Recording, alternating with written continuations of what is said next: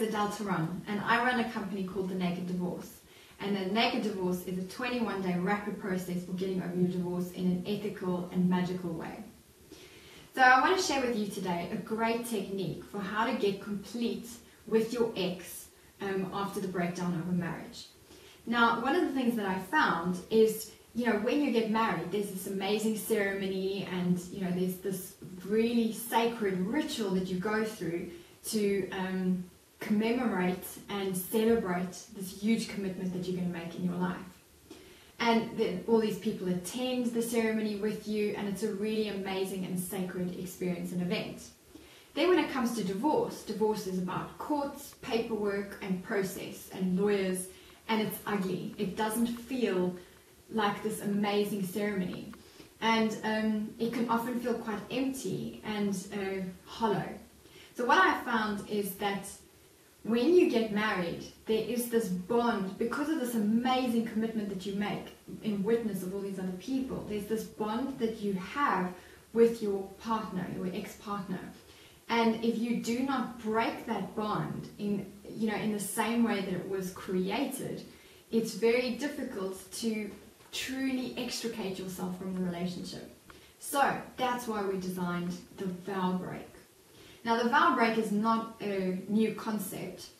The way that I've possibly, created this process it might be new for you because I've added a lot of my own stuff into it. But there are lots of different Vow Break type technologies out there. Some of them are very spiritual, some of them are quite woo-woo, and lots of celebrations and drums and forests and fairies and that kind of thing. As a professional career woman, I was really looking for something that would be practical and do the job, and that can be done at any stage. So let me share with you exactly how the Vow Break works. So to do a Vow Break, the first step is to do it on your own. So before you talk to your ex or have any communication with him, take some time out. Schedule yourself about 3 or 4 hours where you can be on your own in a nice place somewhere, in your home or in a pretty sort of garden or somewhere out in nature where you've got a notebook with you and you're in a really nice kind of environment. So the first thing you want to do is just sit back, take a deep breath, close your eyes, and think back on everything that was good about your relationship. Now, it's really important that when you do a Vow Break to have got to the source of your divorce. Now, on my one of the programs that I actually have on my website, Naked.Divorce.com, you can actually buy that program, and it can help you get to the source of what your relationship, what the breakdown in your relationship was. So you have to get to that source first before you can do the Vow Break, because you genuinely got to feel that forgiveness. You genuinely got to feel that you have moved on and you're not just stuck in blaming the other person. So as you sit back, close your eyes, and you think of what was good about the relationship. What did you actually learn about it? What did you experience that was healthy and good for you? Then what I'd like you to do is to start thinking about what could you acknowledge your partner for? It couldn't all have been bad. Otherwise, why would you have been in a relationship? Something must have been good about it. What were the times that you enjoyed? And these are the questions I'd like you to answer that will come up on your screen. So the first thing is, I'd like you to journal as if you were talking to your ex, is what can I acknowledge you for? What can I acknowledge you for? And think of all the things that he did that was good, that was healing. And if you're a guy, what did she do that was good, that was great, that was, healthy about the relationship? What can you acknowledge your ex-partner for? What was awesome about the relationship? So not just the person, but what was great about the relationship? Did you have lots of fun? Did you explore things together? Did you have a shared hobby that you enjoyed together? Think about what was awesome that you really enjoyed about the relationship. Next step that you might probably not find you have trouble to talk about is what hurt you in the relationship. And what did you need to hear from your ex back then?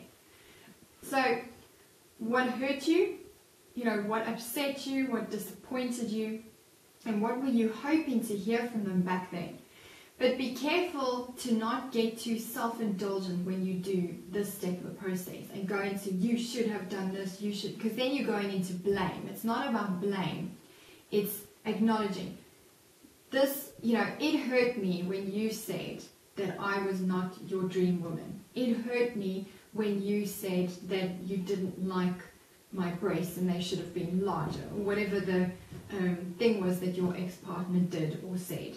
And what you wanted to hear from him was that, in that example is, I'm beautiful or perfect just the way that I am. That's what I needed to hear from you back then. Okay, so that's the next question. The next part is, what parts of you did I not see or acknowledge during the course of our marriage? So where did you not allow that person to truly be themselves, or see or acknowledge about them in the relationship? That's really important. It's actually a great learning of how being in a relationship with you might have repressed your ex-partner in some way, where they didn't feel like they could express a part of themselves or be themselves in the relationship. Then one of the things that you learned from the marriage, what are the general lessons that you learned about yourself, about life, about relationships for the future? This is a really, really great kind of thing to ponder and think about. What are all the things that you learned from your divorce? So the divorce process, what did you learn? And ensure that when you do this part, that you're not just focused on blaming. Because if you're thinking about, well, I learned that you're actually a really disrespectful and awful person, this is not going to accomplish the goal of a vow break. Because a vow break is about letting that person go. If you hold on to the blame and the anger, you're actually taking poison, hoping someone else will die. It's hurting you more than the other person. So it's time to look, the healing and moving away from blame is looking at where can you be responsible for how you got yourself into that situation.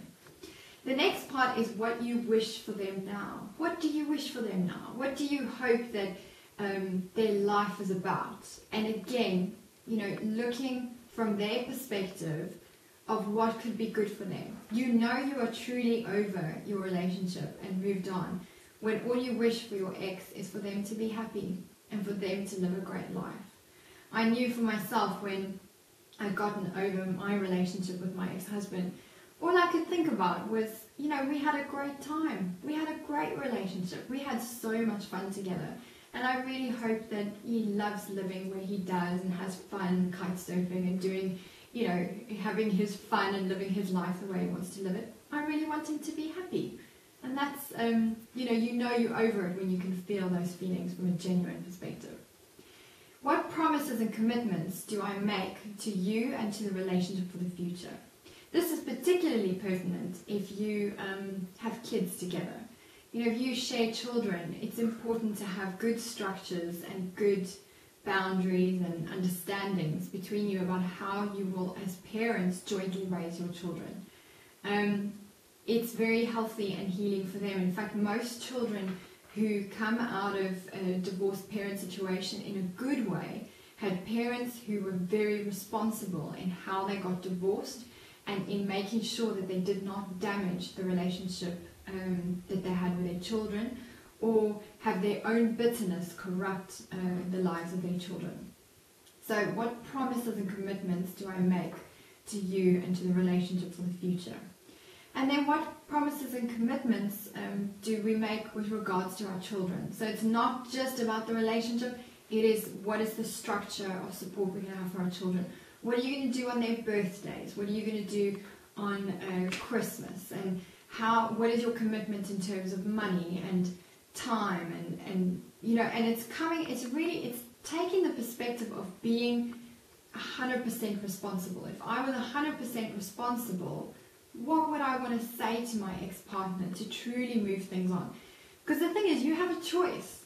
You can either blame your partner for the rest of your life and in so doing be poisonous and actually hurt and damage yourself and make yourself ill, or alternatively, you can get the result of moving on.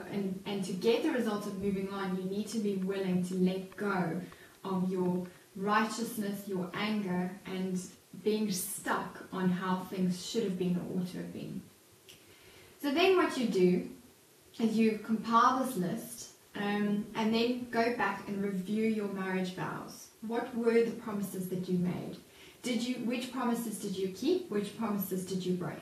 And it's not about blame. It's just about saying, you know what? I didn't keep the promise of for better or worse. I let you down when this and this and this happened. Or I didn't keep the promise of being faithful in the relationship. Whatever it was that you need to acknowledge, this is a good time to say what you did and what you didn't do in terms of the promises and agreements that you made.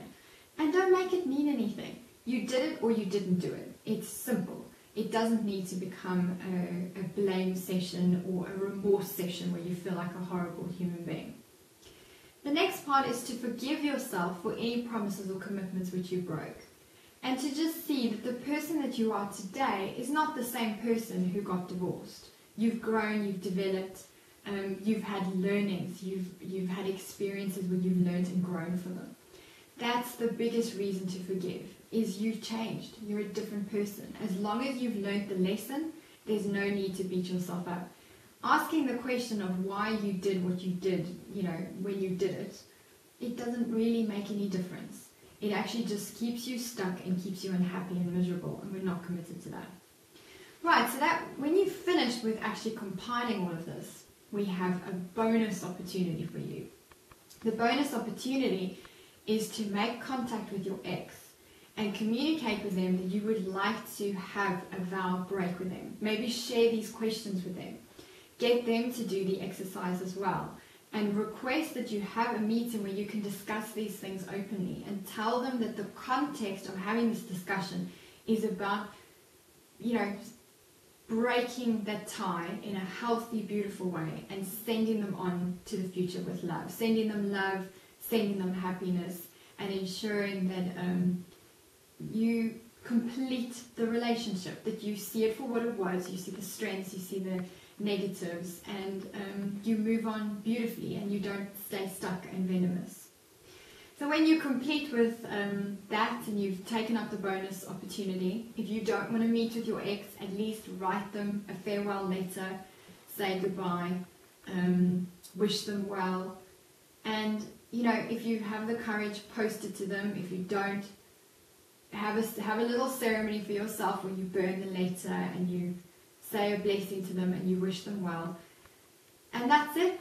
You've broken the vow, and you'll literally feel as you do it that there is something that shifts. It moves actually even in your body.